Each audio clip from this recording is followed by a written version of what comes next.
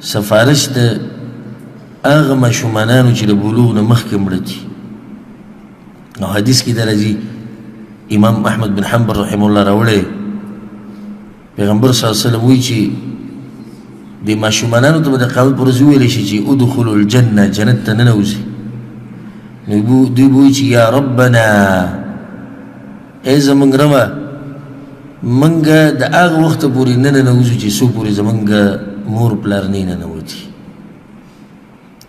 فیقول الله عز وجل، الله به ورته بیا ووایي چې تاسو جنت ته ننوځئ. وایي دوی به وایي چې یا رب آباؤنا و امهاتنا، او زمونږ پلاران او زمونږ میندې.